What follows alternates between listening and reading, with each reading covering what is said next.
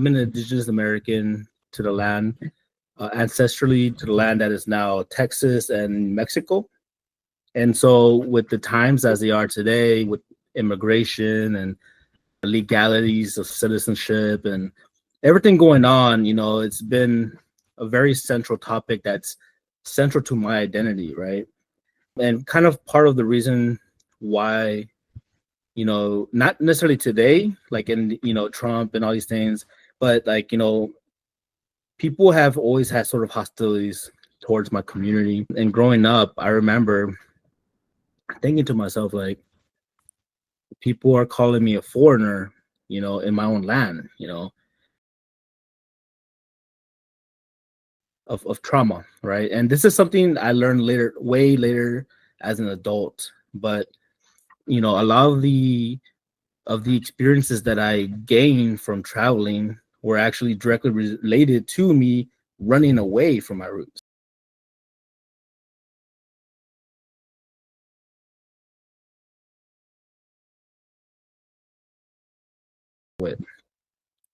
Is the identity and the cultural connection with the ancestors, right? And so for me, as someone who grew up in the United States and in a very colonial system, right? To me, that was the main question. Like I understand who I was by blood, but what does it mean to be indigenous in the modern world, right? And that is sort of the main central focus of my professional work. So as I traveled to Argentina,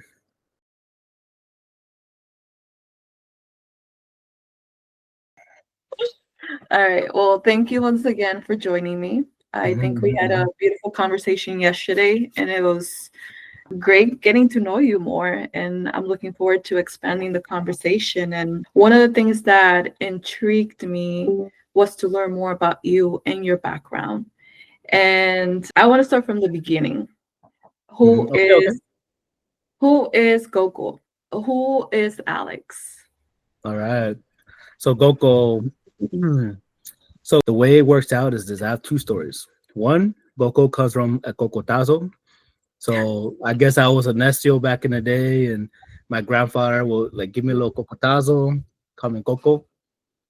And then the second one is related to my little brother, who at the time when he was a baby, he couldn't say gordo, and so they will call me gordo, but he was at Goco, and it kind of stuck and became Goco. So there's those two stories. I myself, I'm an Indigenous American to the land, ancestrally to the land that is now Texas and Mexico. And so with the times as they are today, with immigration and legalities of citizenship and everything going on, it's been a very central topic that's central to my identity, right? And kind of part of the reason why, not necessarily today, like in, Trump and all these things, but like, people have always had sort of hostilities towards my community. And growing up, I remember thinking to myself, like, people are calling me a foreigner, in my own land, and usually people, they when they see me, they don't necessarily see an American, that's not the first thing that comes up in their mind. And so a very common question back in the day was like, oh, where are you from? Or people just automatically assuming I'm from Mexico and all these other things, which I guess in a way is partly true, but it's not it's not the full truth, right? Because being indigenous to this land means it's impossible for me foreign here. It's literally in the DNA, and so it kind of threw me into this sort of journey, right, to really understand who I was as a person, what is my humanity. And I've always been like a learner and a student, and so I took that curiosity and those questions I had about my own story as I traveled around the world. And so that's really kind of like, how I started my journey. It was sort of like a mix of curiosity and wanting to explore my own humanity, but also sort of like a bit of of trauma, right? And this is something I learned later, way later as an adult. But a lot of the experiences that I gained from traveling were actually directly related to me running away from my roots, running away, not necessarily from my cultural identity, but from my roots as a family person, right? Running away from the idea of being a father, or running away from the idea of starting a family, or starting something that would connect me with my ancestors and with the future generations, right? Because I was afraid that I would fail. Or I was afraid that I wouldn't be able to meet the standards that were placed onto me, And so there's a lot. There's a huge. We can go so many places with that, but I'll leave it right there. Okay. A couple of things that you touched up on that I just wrote down that really stood out for me was trauma and traveling and running away, right? Mm-hmm. How did the traveling help you transmute the trauma into healing? That's a great question, actually, and something that I usually identify myself as today. Oftentimes in conversations when we talk about trauma and healing, you know, people often, because it feels this way, identify with their trauma and their healing journey. And I don't really see it as an identity of who I am, but as energy that I had taken in, right? Energy that was transformed into memories and into perspectives and into actions and so forth, right? What allowed me to heal and then to allow me to build the person I am today, because while I did have, I grew up in a very rough region in Texas, poverty, right? Violence. It was very common to hear news about, a drive-by shooting happening, stuff like this, right? And so, growing up, I didn't really have a sense of opportunity or a sense of a perspective that would have given me, much hope for the future. I was kind of hopeless in a way. But what changed me were several events that happened. First, as an adolescent, I was by my grandparents. They moved me to California for a certain amount of time. And when I was there, that was the first instance where I was able to kind of see outside of the ghetto, right? And I was able to see opportunity. I was able to see a beautiful world, like the mountains and the beaches and the beautiful houses in California. And I was like, wow, like people live like this. I didn't even know this existed. And so it allowed me to start to think or have these creative thoughts about opportunity, right?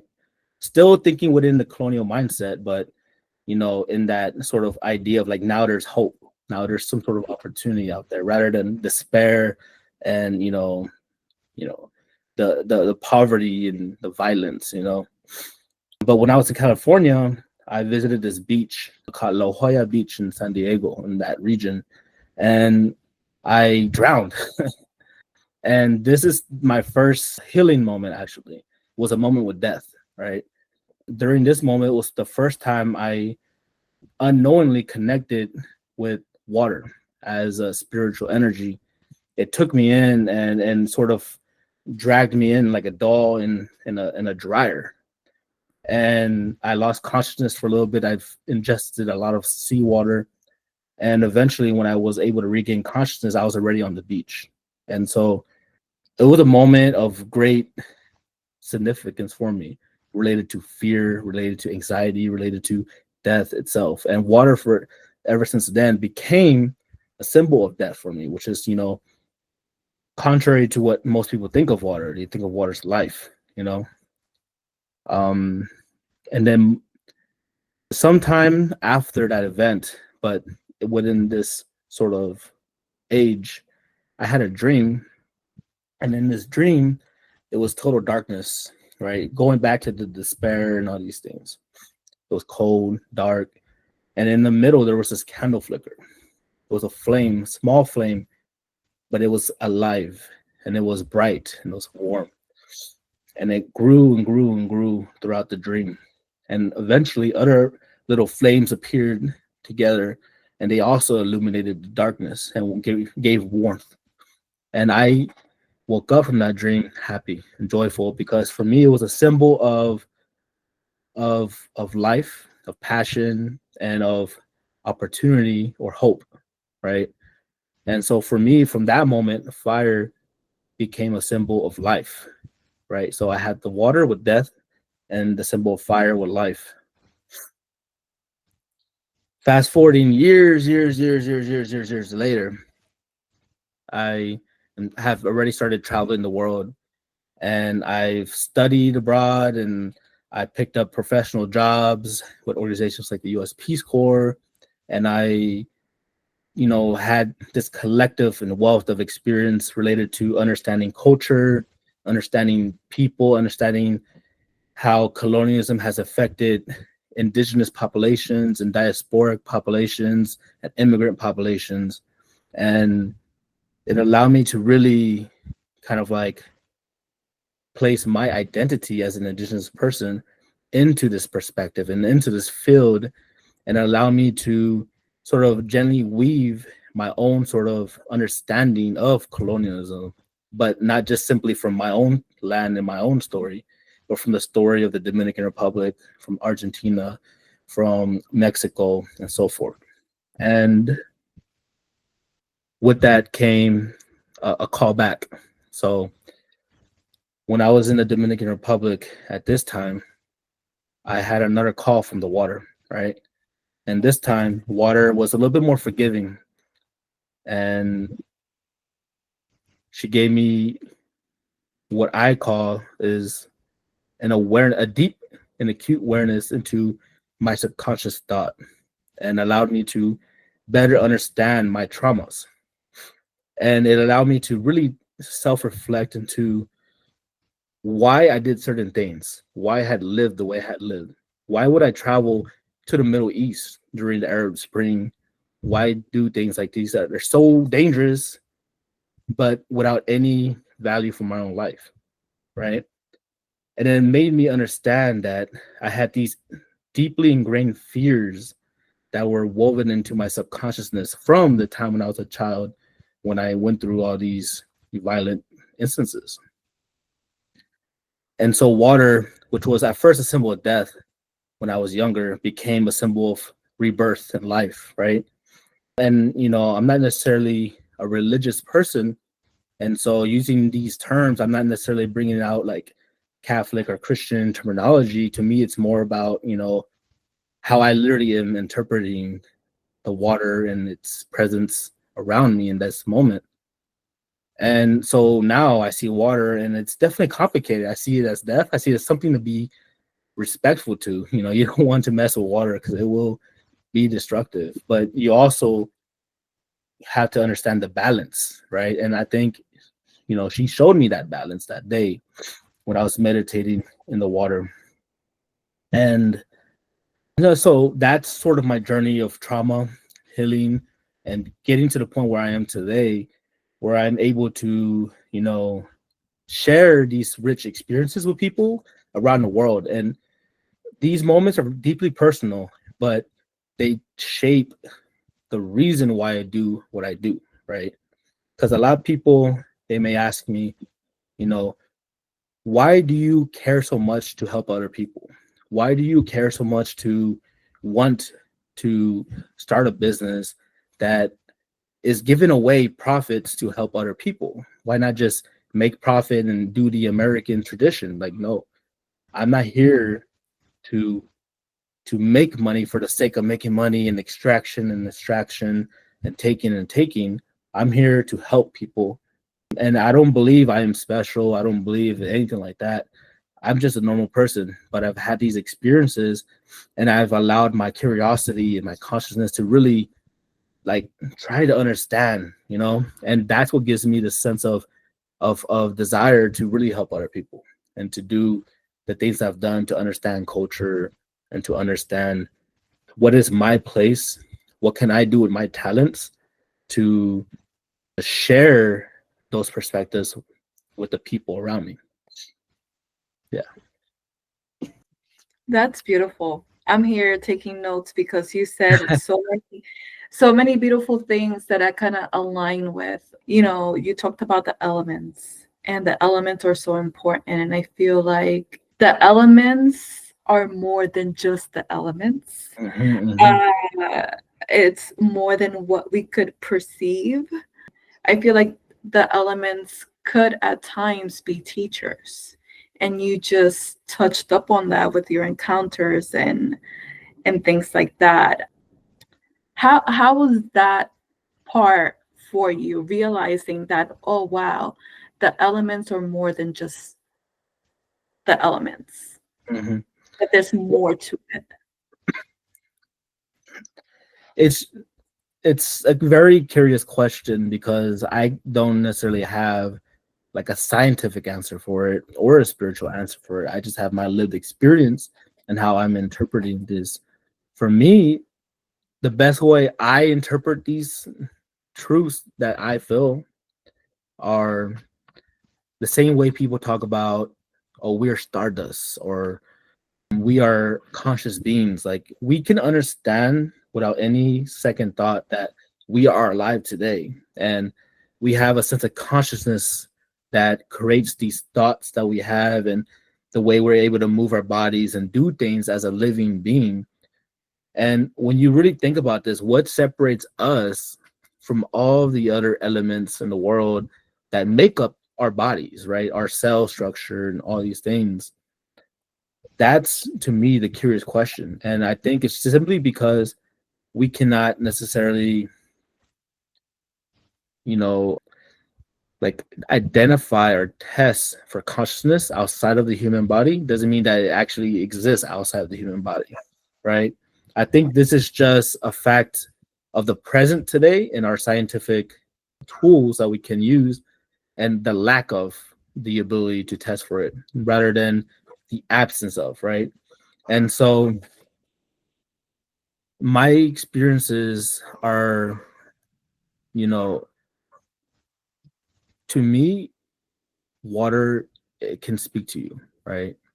And we don't see it, we don't see it because we're so taught to think in a way that is so basic and so like surface level. And this comes from the idea that all these things have no value other than the value I give it, right? If I am in this world thinking that this earth was given to me and I am of control and dominion over this earth, then of course I will see everything that's below me, right? And if you start to think with this sort of perception that we are superior to all other animals and other life, then we start to then disqualify things that don't even have life, right?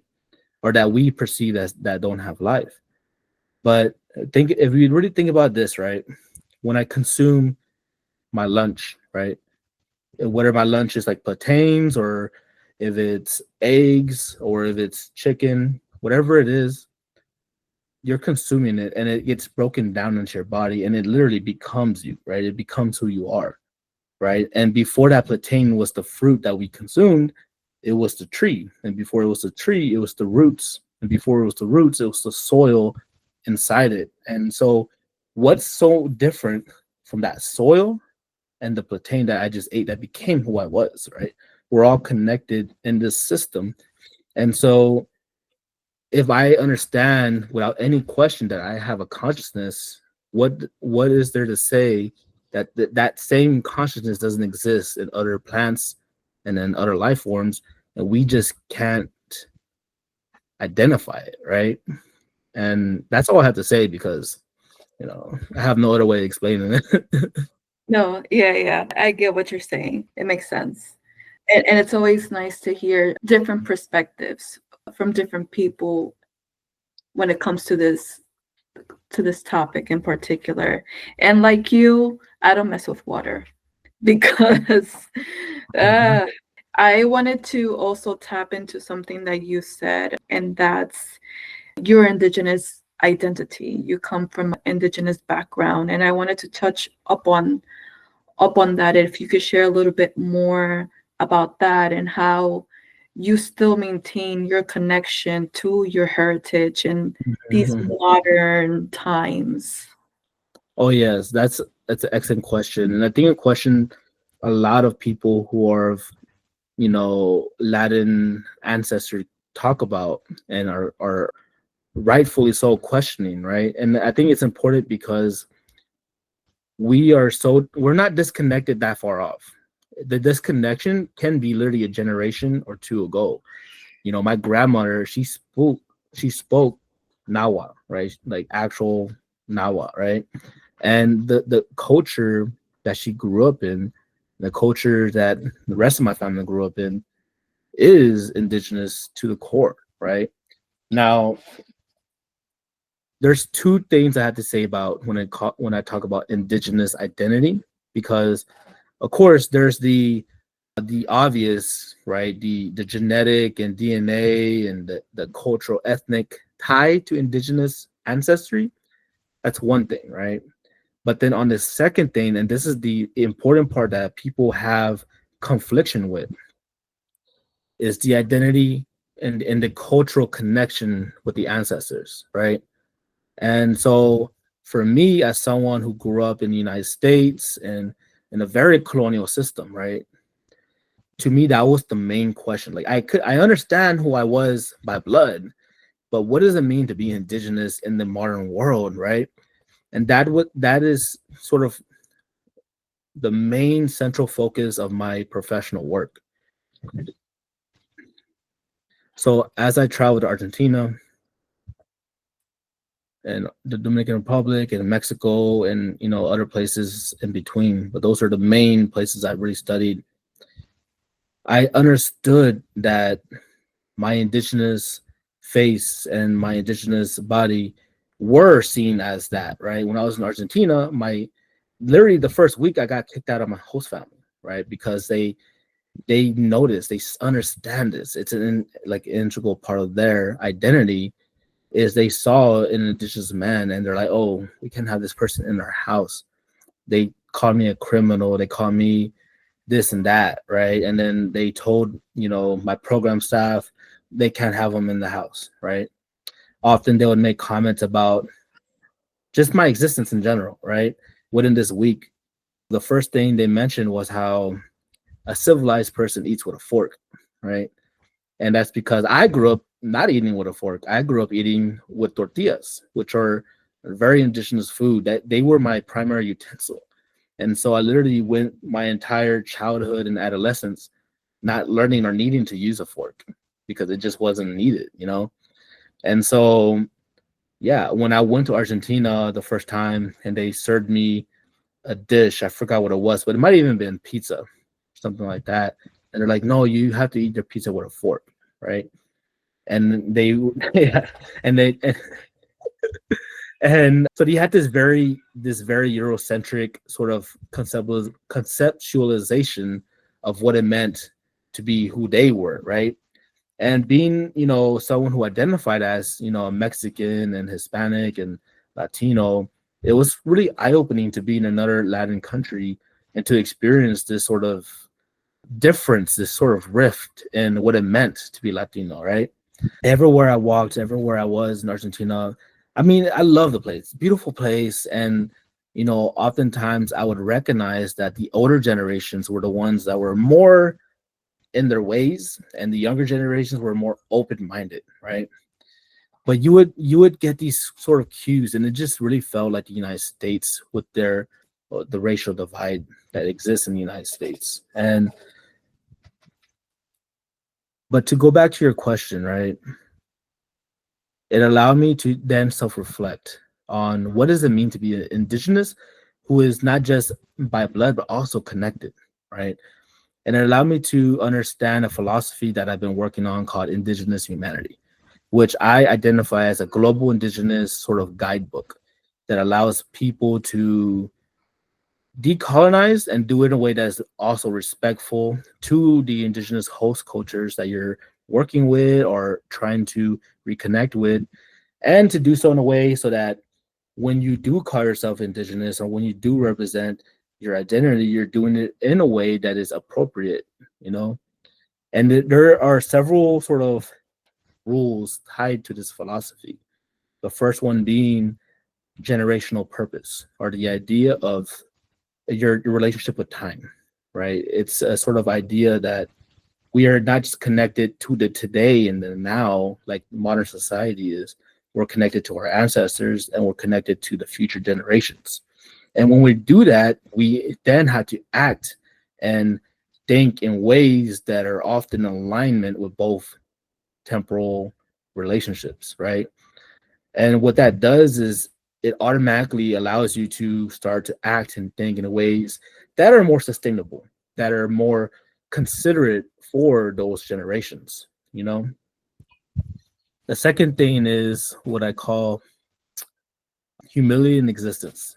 And so this is the idea that we recognize, believe, and understand and live, and with the recognition that we are not the owners of this world. We are just a part of this world. And so things like private property, as an example, are kind of ridiculous when you start to think about this, right? If I am a part of this system, if I am the same as the trees and the birds and bees and all these things in between, then why do I have the ability to claim ownership of these things, right? And so then you start to try to question your space in this world, right? I am not an owner. I may be a steward. I may be a friend. I may be a foe, right? I can have a bad relationship with an animal and be okay with that. Like, you know what? I'm not gonna be friends with mosquitoes. I'm just gonna be honest with you, right? But if I am, you know, That's just me. I'm just gonna put it out there. Me and mosquitoes are always gonna be enemies, but I recognize we have a relationship, right? Yeah. Um, um, but the way it plays out in the real world is as we understand we have this relationship, we have to then give back.